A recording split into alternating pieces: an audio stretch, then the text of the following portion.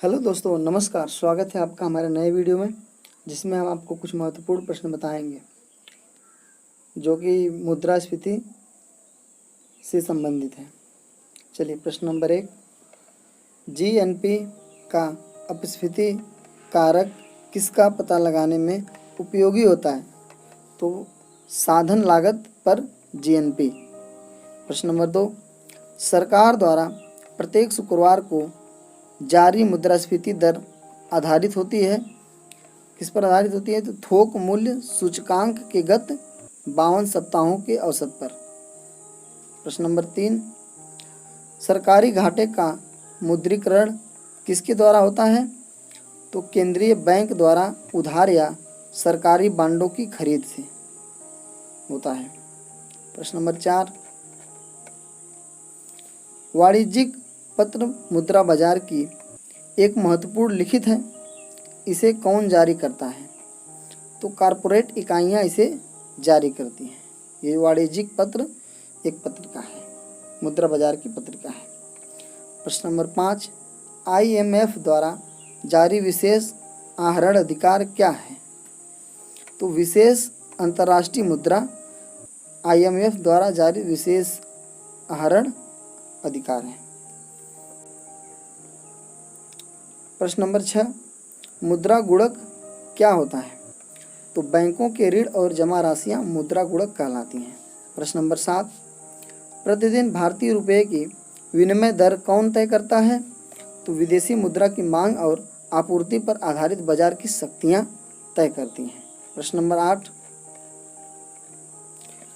मुद्रा का आय वेग क्या होता है? तो मनी स्टॉक M3 के बीच का अनुपात मुद्रा का आय वेग कहलाता है। प्रश्न नंबर 9, स्टैगफ्लेशन शब्द का अर्थ क्या होता है? तो उच्च बेरोजगारी स्टैग्नेशन तथा उच्च स्फीति दर स्टैगफ्लेशन कहलाती हैं। प्रश्न नंबर 10, भारत में किनके योग से सुलभ मुद्रा बनती है? तो जनता के पास करेंसी, बैंकों में जमा राशि और बैंकों में सर्वाधिक जमा राशि से सुलभ मुद्रा बनती है। चलिए, प्रश्न नंबर 11, घाटे की वित्त व्यवस्था में व्यय और राजस्व का अंतर अतिरिक्त कागजी मुद्रा छापकर पाटते हैं। इस युक्ति का उद्देश्य आर्थिक विकास है, परंतु यदि वह विफल हुई तो इससे कौन सी स्थिति उत्पन्न होती है? तो मुद्रास्फीति की स्थिति उत्पन्न होती है। प्रश्न नंबर 12, मांग पर नियंत्रण, मुद्रा की पूर्ति पर नियंत्रण, ब्याज दर को कम करना और वस्तुओं की राशनिंग में से कौन सी मुद्रास्फीति के नियंत्रण की विधि नहीं है? तो ब्याज दर को कम करना ये नियंत्रण की विधि नहीं है। प्रश्न नंबर 13, मुद्रा अवमूल्यन का क्या अर्थ है?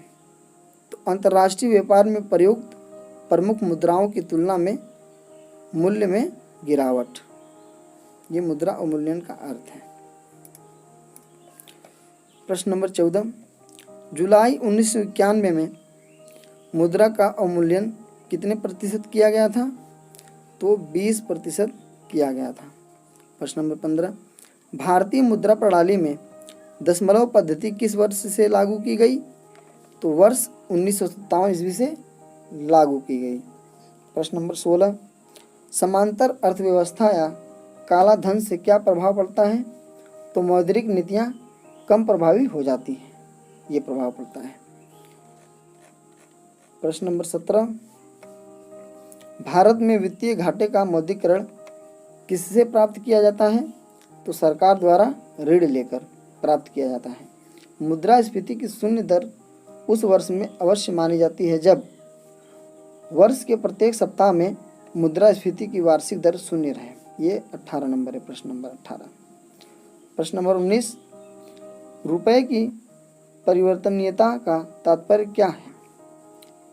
तो रुपये की अन्य प्रमुख मुद्राओं और अन्य प्रमुख मुद्राओं को रुपये में मुक्त रूप में परिवर्तित करने की अनुमति देता है, अनुमति होती है। ये प्रश्न नंबर 19 है। प्रश्न नंबर 20, भारत में मुद्रास्फीति किससे मापी जाती है? तो थोक मूल्य सूचकांक द्वारा मापी जाती है। तो आज के लिए इतना ही। पूरा वीडियो देखने के लिए आपका धन्यवाद। अगर आप हमारे चैनल पर नए आए हैं तो सब्सक्राइब करें और लाइक करें।